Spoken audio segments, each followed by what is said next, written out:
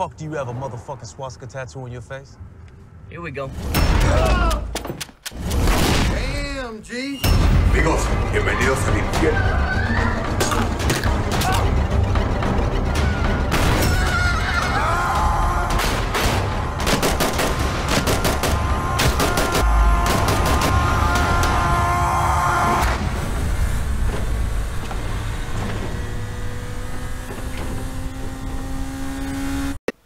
Salut à tous, vous êtes sur Brian Geek avec Nono et Jérémy. Et aujourd'hui, comme vous l'avez pu le voir avec les trailers précédents, on va vous parler de Low Life. Low Life. Donc Low Life réalisé par Ryan Prose, avec beaucoup de gens dont j'ai oublié les noms. Mais de toute façon, il y en a vraiment très peu de connus en fait. Quasiment personne en fait est connu, à part dans le ciné indé. Donc du coup, au pire, on vous mettra en bas les noms des acteurs. On peut juste, je crois, il y a Nikki Michaud qui est l'actrice la Black. C'est ça. Elle, c'est le seul nom en fait que j'ai retenu. Après les autres, voilà, c'est très compliqué. C'est très compliqué. Un peu comme le live. C'est comme l'histoire. Parce que si on veut tenter de résumer le film, c'est un peu difficile. Comment je peux résumer? En fait, c'est l'histoire d'un catcheur, d'un toxico, d'un ex-tolard, et d'une femme qui est gérante d'un motel, avec son mari, qui se retrouvent alors que leurs vies sont séparées. Voilà, font les choses séparées. Leurs vies sont vraiment séparées, ils ont chacun leur vie de leur côté. C'est ça. Et ils se retrouvent en fait, on va dire, au centre d'un grand trafic d'organes en fait. Alors c'est pas tout à fait un grand trafic d'organes, c'est qu'en fait ils sont au centre d'un personnage. C'est-à-dire qu'en fait ils gravitent autour d'un personnage qui est le chef Teddy. Donc le chef Teddy qui est en fait sous son aspect de gérant d'un restaurant de tacos et en fait un caïd qui fait du trafic d'organes entre autres, mais aussi de la traite de banche, donc de la prostitution. Et en fait tous ces personnages vont s'amener à se rencontrer et à tourner autour, voilà, donc chacun avec leur propre histoire. En fait vous allez avoir 3 points de vue différents. Ce qui est marrant c'est que ces 3 points de vue différents, ils vont tous se coïncider. Un quatrième qui va tous se coïncider sans un seul. Et ce que j'ai trouvé super sympa avec ce film, c'est qu'au début on voit les histoires de chacun.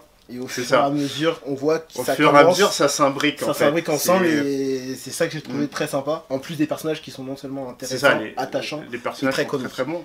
Mais voilà, pour revenir sur l'histoire, en fait, vous avez donc le premier segment qui va s'attacher à El Monstro. Donc El Monstro qui est un luchador. Très Mysterio pour ceux qui connaissent. Ouais, si on veut aller dans le catch. Voilà, c'est ça quoi. C'est un peu ça. Ou sinon, qui est un peu le bras armé de Chef Teddy, qui le vénère un petit peu parce que en gros c'est lui qui l'a sorti de la merde, et notamment de sa femme Kelly aussi, qui est enceinte et qui fait un peu l'objet de ce premier segment parce que du coup elle se fait enlever et ça commence à partir de ça. Tout découle à partir de là en fait, de l'enlèvement de Kelly et toute la quête en fait de El Monstro va commencer pour chercher sa femme. Et surtout sa progéniture. Parce que voilà, c'est une descente. En fait, c'est la lignée. C'est la lignée quoi. Il a le masque et il doit transmettre le masque à son fils comme son père l'a transmis à lui. Il y a tout un côté un peu mystique derrière du personnage qui est censé être un héros, une légende et un héros pour les démunis et tout. Voilà, c'est très mythologique à peu près on va dire, parce qu'à chaque fois que quelqu'un mexicain le voit, il dit El Monstro. C'est ça. Il y a une référence, il y a une connotation, sauveur. Help me, aide-moi. Je crois que c'est le Batman des Mexicains. Mais c'est un peu ça, Et surtout qu'en plus, il y a toute la première scène d'ailleurs, où il va rechercher l'argent. Avec l'anniversaire de la meuf. C'est ce que j'aime beaucoup avec ce personnage, c'est qu'on sent, en fait c'est un personnage, déjà de base c'est un gars qui fait 1m60, 1m55. Il est vraiment petit de base. Ouais, enfin par rapport à ce qu'on pourrait attendre d'un luchador, il est plutôt petit de base. Mais il est quand même stock mort. Il est baraque, mais c'est le petit, il lui dit, en gros c'est le petit, tu le vois, tu dis arrête, je vais te mettre une claque. Et d'un coup, d'un coup tu le vois à se mettre à crier. Et là, tu vois, image blanche, image noire, C'est ça. et tu vois autour de lui, c'est carnage. En fait, vous voyez un peu le côté berserk du personnage, en fait, et limite, le mec, il entre dans une transe, une rage. où en fait, il se rappelle pas de ce qui s'est passé. Et nous, on voit juste les dégâts. C'est un peu comme ça, que ça se passe au niveau de la mise en scène, c'est-à-dire que vous avez un cut, et vous voyez le carnage après. Et lui, il se lève. Et lui, voilà, vous le voyez à un moment en train de s'énerver et tout, ça tremble un peu. C'est ça que j'ai bien aimé avec cette après, mise en scène. ça cut. C'est qu'on voit, en fait, la mise en scène, on l'entend pas créer, c'est qu'on voit juste on le voit, mais on n'entend rien. On entend un bruit sourd. Un bruit sourd. assourdissement, Ouais, c'est voilà, ça. Et après, cut. Et on voit, il se relève. Après, on le voit, on se relève, c'est la merde autour. C'est n'importe quoi autour de lui. Tu vois les gens en train de pleurer. C'est ça, il y en a qui perdent des bras, des mains. Et ça, en fait, ça ressort à peu près, pour moi, c'est la légende, enfin, la puissance du gars, quoi. C'est ça. Et puis ça renforce le côté, comme tu dis, légende et mystique. Voilà, c'est que il y a cette rage interne, sa rage intérieure dans lui, quoi, qui se lâche à ce moment-là, et on voit rien. Donc du coup, moi je trouve. Il y en a qui ont un peu détesté justement le fait qu'on voit rien, mais je trouve qu'au contraire ça intensifie. Ça ajoute au personnage, parce qu'en plus du coup c'est toi qui te fais ta propre. Exactement. Tu te dis mais putain, mais qu'est-ce qui s'est passé, qu'est-ce qu'il a fait. Parce qu'on le voit que à la fin de ce qui se passe à ce moment-là, quoi. Mais franchement non, c'est une très bonne mise en scène. Non, moi, de ce côté-là, j'ai beaucoup aimé. Et, très aimé. Après, alors ensuite.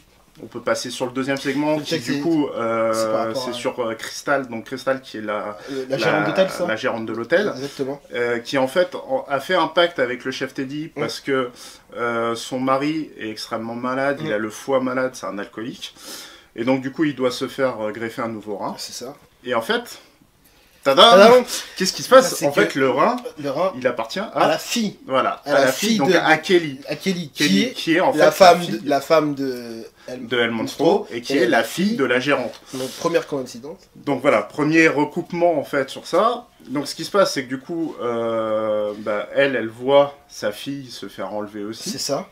Et elle va essayer du coup de l'aider. C'est ça, exactement. Et c'est là où on bascule sur le troisième segment. Le troisième segment, franchement, c'est un de mes préférés. C'est mon préféré, c'est les deux bros. C'est les deux bros, mais il y en a un, il est magique. Et il est énorme. Donc en gros, on va suivre l'histoire de Kiss, qui est un comptable en fait. Oui, le Renoir. Non, le Renoir.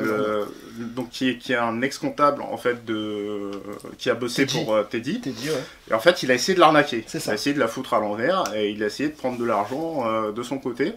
Sauf que Teddy s'en est aperçu et du coup lui demande maintenant, vous devez faire un truc pour moi, vous devez aller enlever Kelly. Exactement.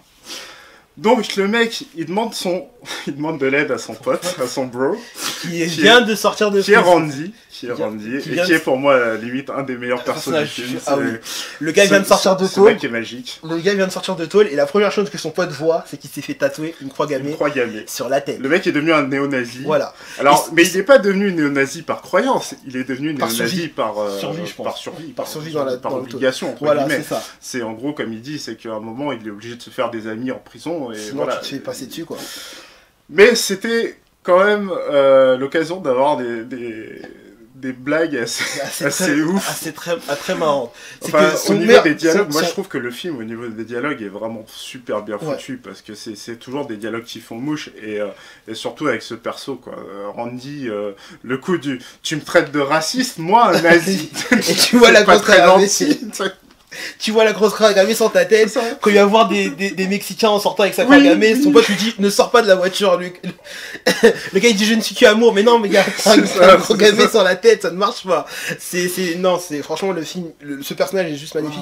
Toute la relation entre les deux personnages, surtout ce qui se passe avec. C'est ça. Alors déjà oui, parce qu'il y a l'histoire de la copine effectivement qui en fait du coup à la base était avec Randy. Et vu qu'il est parti en tôle, du coup elle est mariée à Kiss maintenant. Du coup ils ont des enfants. Voilà. Et après, c'est quand il lui demande depuis quand, et le gars il lui dit je crois que c'est depuis qu'il est parti en tôle. Quoi, ça coïncide exactement avec le moment où il est parti, il rentrait en tôle, il est sorti. C'est la même année, et le gars il dit À ce moment-là, on a une petite anecdote, mais c'est juste qu'on avait parlé d'un sujet similaire, en fait, juste avant. Juste avant, on a parlé d'un sujet similaire, et juste après, au moment où il y a ça, on cette s'est scène, regardé. on s'est explosé de rire dans la scène. Ah, C'était c'est pas clair. marrant la scène, mais on s'est explosé de rire. Non, mais je crois qu'on était les seuls, parce que C'est forcément, c'était un truc qu'on venait de se dire, mais Oui. c'était des juste barres, quoi. très marrant. Et voilà, et donc tout ça nous amène à un acte final où en fait tous ces personnages vont se liguer contre le chef Teddy. Exactement, parce qu'ils ont Et, tous ils ont tous quelque chose contre lui. en De commun, toute façon, ils ont tous un grief Voilà. contre Teddy. Et donc moi, franchement, ça a été un de mes gros coups de cœur de cet étrange. Très très bon film, je m'attendais vraiment pas à ça. excellent. Je m'attendais pas à ça du tout. Dans la mise en scène, dans la narration, moi, ça m'a rappelé un peu Pulp Fiction. Exactement. Parce que du coup, on Plusieurs arrive, plusieurs histoires, mais au final, ensemble. s'imbriquent avec des personnages vraiment attachants. C'est ça. Moi c'est vraiment Ça, ça. les personnages, ils sont sympas, ils sont bien, ils sont Les cool. personnages, malgré leur passif, Ouais. malgré ce qu'ils Parce que, font, parce qu'on est quand Tu même vois. avec un tueur, une ex Neck Junkie, qui a sacrifié sa fille pour pouvoir utiliser. Bah, qui voulait déjà, sacrifier oui, de c'est base. que déjà, c'est vrai qu'elle a donné sa fille, je crois, à Teddy. Qui l'emploie d'ailleurs comme pute, hein, ouais, parce c'est ça. qu'il faut pas l'oublier, c'est Ouais, vrai que exactement. en plus d'être la femme de El Monstro, c'est quand même une pute qui bosse pour Teddy. Et à côté de ça, elle a fait ça pour pouvoir déjà avoir l'hôtel, je crois. C'est ça. Parce que c'est grâce à l'argent Que qu'elle a pu acheter l'hôtel, faire son et business, voilà, quoi. faire son business. Et qu'à côté de ça, elle est prête à sacrifier sa fille pour Sauver son mari. sauver son mari. Bon, malheureusement, le mari, quand Ouais. il a su ça, voilà, Ça s'est mal fini pour lui. C'est On très va mal pas fini. On va pas trop spoiler, Mais moi, voilà. j'ai vraiment adoré ces personnages, quoi. Moi, c'est des personnages, je me suis vraiment attaché tout de suite. La manière dont ils sont écrits. Et ce qu'il y a, c'est que c'est un film qui m'a fait rire, Ouais. mais qui est quand même très émouvant. Très émouvant et très Enfin, triste. il y a des histoires, enfin moi c'est vraiment l'histoire de Crystal et de, je crois c'est Dan son mari, qui m'ont vraiment touché, quoi. C'est quelque chose de, tu te dis jusqu'où peut aller un sacrifice, quoi, et c'est vrai que quand elle a su que c'était sa fille, ça a changé tout de suite. C'est ça. C'est l'arrêt pour lui, ça a été la limite, quoi. C'est ça. C'est ça qui est intéressant. Après, c'est comme il l'avait dit le réal, parce qu'il était présent. Oui, il était présent. Il a dit un truc qui était vraiment intéressant, c'est par rapport à ça. Il a dit que on a affaire, certes, vous allez voir quelque chose de très fort, de très brutal, mais vous allez voir qu'à la fin, c'est l'humain qui va prendre le dessus. Et on le voit vraiment dans le film, parce qu'au début, en gros, en large, on voit des connards. C'est ça. C'est ça. Mais ils sont même présentés comme tels. Ouais. C'est-à-dire qu'en fait, avant chaque segment, vous avez par exemple voleur, je sais plus, ennemi. Enfin, il y a trois diminutifs voilà. pour ça. Et à la fin, on se rend compte que concrètement, ça reste des connards, mais ils ont fait quelque chose entre guillemets qui. Ils ont évolué. C'est ça. Il y a une vraie évolution dans le personnage. Ouais. Je veux dire, moi, le personnage de Randy à la fin. Oui. Parce que voilà, quand il devient ce qu'il devient, voilà, tu te dis, le mec quand même, il a un bon fond. Ouais, très bon fond. Tu vois, c'est pas nazi en fait. C'est ça. Mais tu comprends qu'il a fait ça, c'est pour survivre. Oui, quoi. c'est ça. De toute façon, il le dit lui-même. Mais c'est vrai, c'est ça dans le trailer. C'est plus par rapport à la perception des gens aussi. C'est ça, exactement. C'est une question d'angle. C'est une question de point de vue. Langue de vue. C'est ça. Mais le film, non, ça fonctionne très bien. Enfin, moi, j'ai ultra kiffé. J'ai kiffé le film. La mise en scène est très bonne. Faut savoir que c'est quand même un petit budget et malgré tout, il y a un très beau scope. Il y a une très belle, comme je disais, une très belle réal, une très belle photo.